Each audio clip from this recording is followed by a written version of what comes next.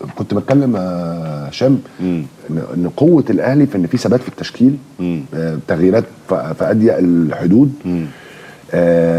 لكن عايز اسالك على سؤال، يعني اللي واضح لي دلوقتي ان انا حاسس ان كولر هيركب كوكا على مروان عطيه. إيه رأيك؟ انا متفق معاك ان بدايه الموسم ده انا لغايه دلوقتي مروان لعيب كويس، لكن انا مش عاجبني من اول السنه. وشايف ان النص الملعب حاليا كوكا لعمق الملعب أأمن دفاعيا من مروان عطيه. يعني مروان عطيه يلعبك كوره، لعلمك كوكا بيباص الكوره بين خطوط كويسه وما بتقطعش منه تمام. بدليل كده ان فيتوريا لما امام اتصاب خده، ان هو اول واحد لما جه اتصاب، بالرغم ان امام بيلعب في حته وكوكا بيلعب في حته، لكن ان كولر يلعب كوكا وان فيتوريا انت وصل لك نفس الاحساس بتاعك. طبعا انا من الاول مش عاجبني مروان من اول السنه. لكن لو انت بتيجي بتتكلم مين اللي يحمل عمق اكتر وفي نفس الوقت بتعرف تطلع عليه بالكوره وبيسلم وبيستلم كويس جدا، كوكا. مروان عطيه ممكن تبقى كورته اعلى، فاهم؟ كورته رؤيته، لكن خلي بالك انت عندك كوكا ميدو عمل اسيست عالمي، والاسيست ده ما جاش وليد الصدفه، لان عمله قبل كده. انا مش لو ما كنتش غلطان في ماتش المقاولين عمل نفس الجون اللي اتعمل بتاع حسين الشحات ده قبل كده في ماتش المقاولين. فهو عنده فيجن وبيعمل الكور الطوليه بدقه كبيره جدا في ظهر المدافعين. صحيح. فهو لعيب هيبقى كويس جدا. انت عارف يا ميدو كمان بقول ممكن كمان ليه يا ميدو؟ عشان في وجود امام غير في وجود حمدي فتحي السنه اللي فاتت. في وجود امام انت عندك حته ان حد بقى يزيد وحد يلعب الكوره احسن بكتير من السنه اللي فاتت. فانت ممكن تبقى محتاج في الحته دي فعلا رقم 6. لازم تبقى رقم 6 سوليد. انا بصراحه بيعجبني كولر مدرب كبير قوي بصراحه. ما بيفتيش بيعمل البيسكس وما بيفتيش. لا، وكان في قرارات كده بالنسبه لي بتبقى يعني ايه، بقيم المدرب فيها. عارف ايه اكتر حاجه في الصوت؟ لما انا بالنسبه لي ان مفيش صوت. لا، اكتر حاجه قرار عرفني ان هو راجل جامد قوي، ان هو بعد ماتش الفاينل بتاع الذهاب اللي لعب فيه مصطفى شوبير، الماتش العوده طلع مصطفى شوبير بره. صح، ان هو الثالث. الجون الثالث، انت الثالث صح. لان مصطفى شوبير لعب كويس. صح. قال له لا، انت مش هيركبه على الثاني. لا، قال له انت يعني حتى ما عادوش احتياطي، انت الثالث ارجع مكانك. يعني ارجع مكانك. فدي بتبين لك ان ايه، برضه خلي مش اي مدرب يعمل كده. يعني مدرب ميدو اوضه النادي الاهلي اوضته عايز اغول ان انت تسيطر ما تسمعش صوت. ده انا من غير ما اتكلم مع كولر عارف ان هو دكر، فاهم؟ راجل جامد. ده شق. وهو على فكره هشام، على فكره هو كلاعب يعني كان نفس الشخصيه. يعني كولر ده كان لعيب نمره 6 ارتكاز طول حياته، لعب في نادي ريزل ده دونجا، عارف اللي هي ديشامب، اللي هو بص، هو كولر كده كان عامل زي ديشامب والناس دي اللي هي ما بتهزرش، فاهم؟ كان كابتن فرقته على طول، كاركتر يعني راجل شخصيه جامد. بس هي دلوقتي انا عايز اسالك سؤال مهم جدا. بس انا بامانه شديده، انت لو المرحله اللي جايه الكهرباء خف او الايقاف يعني رجع من الايقاف، انت تلعبه ولا تلعب مودست؟ ورايك ايه كمودست؟ يعني انا خلي بالك انت السؤال ده ما ينفعش مثلا تساله لنا، يعني احنا اللي عايزين نساله لك لان انت راجل مهاجم. رايي ان هو مش جاهز. رايي باين جدا في حركته. اصل خلي بالك انا مودست اتفرجت عليه، عارفه هو مش جاهز.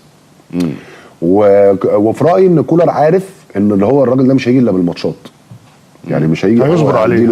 يعني انت شايف ان مشكلته بدنيه ولا شايف ان مشكلته طريقه لعب النادي الاهلي مش هتخدم عليه غير عن طريق اتنين، يا محمد هاني لو رفع يا معلول؟ لان انا شايف ان ولا بيرسي ولا حسين الشحات يعرفوا يلعبوا. الراجل ده كل ماتش انت بتلعب في الاهلي والزمالك يا هشام هتجيلك كل ماتش فرصتين.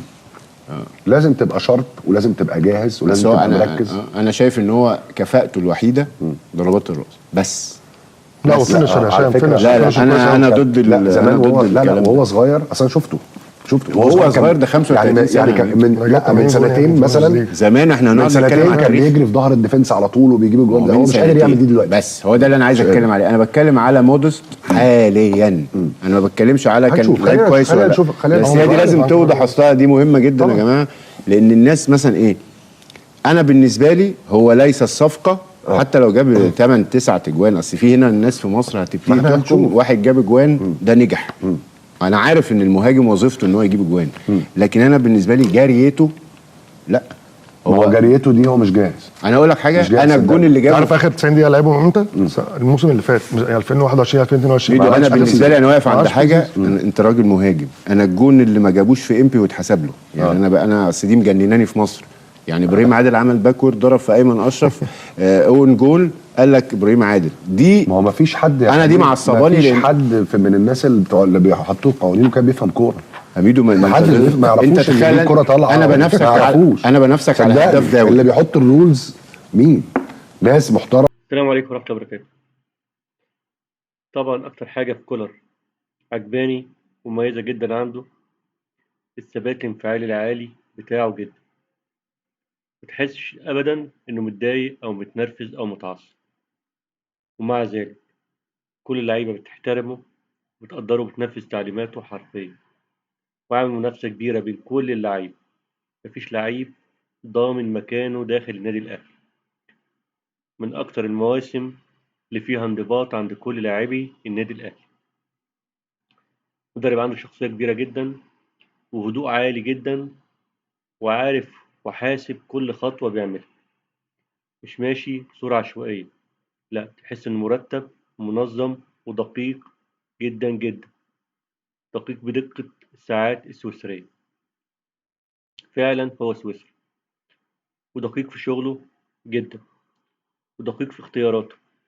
حتى توقيتات التغييرات بتاعته اللي احنا ساعات بنلومه عليها في التأخير، هو بيبقى أكيد حاسب ده من قبل المباراة، وعارف امتى هيغير وليه هيغير وازاي هيغير. أكبر مزايا كولر هدوء أعصابه الشديد، وعشان كده أوضة اللبس في النادي الأهلي منضبطة انضباط كامل. خدنا أحمد عبد القادر عبرة السنة اللي فاتت لما اتعوج شوية مع النادي الأهلي وطلع من الملعب في تغييرة مسلمش على كولر، كان باين عليه الانفعال والعصبية. من ساعتها أحمد عبد القادر مش بيلعب أساسي في النادي الأهلي، بيلعبوا بقى بس توقيتات معينة. هو عارف إنه لعيب قيمته عالية قوي، بس الأدب اللي بيقدمه له أدب كبير جدا. عشان كده لما نزل عبد القادر السنة دي ماتشين كبديل، كان نازل بكل تركيز وكل احترام لقيمة وقامة النادي الأهلي والمدير الفني بتاع النادي الأهلي. وده هتلاحظوه في كل سلوك لعيبة النادي الأهلي. مفيش لعيب بيخرج عن النص أبدا، لأنه عارف إن الحساب بتاعه هيتم بمنتهى الهدوء ومنتهى القوة في نفس الوقت. دي أهم مزايا كولر الموجودة في النادي الأهلي. كنت أهلاوي أصيل من عشاق الرياضة المصرية. دينا لايك واشتراك، والسلام عليكم ورحمة الله وبركاته.